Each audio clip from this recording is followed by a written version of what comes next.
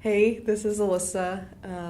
If you have a minute, I just want to share a little bit of my story, and actually a part of my story that really changed just the way that I kind of viewed life and really just started to do life after that. And so I think if there was a word that I would use to describe my life before this point, it would probably be striving, because for a long time I really felt like God just wasn't pleased with me, and that he had kind of like set this standard up for me that I just like had to reach.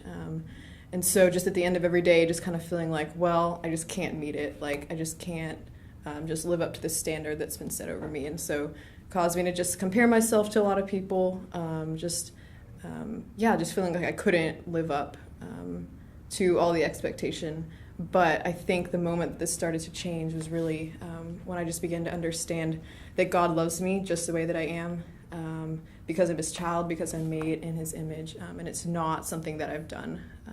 And what really just amazes me about this is that, like, even before I knew him, before I had a relationship with him, he loved me like the same amount. But he wanted to have a relationship with me, and so he sent his son Jesus to die on the cross. And through that, I was able to have a relationship, and Jesus kind of like bridged that gap, so to speak, or like met the expectation that I wasn't able to meet. And so that's amazing. Just so much freedom in knowing I can just turn around and just love God and not have to worry about doing things.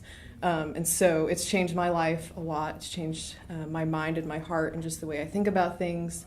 And made me realize that my value's not based on what other people think of me, and not based on the things that I do.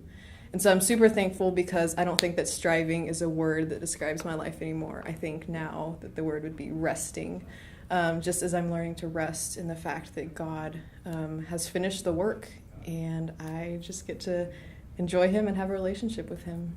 So thanks for listening.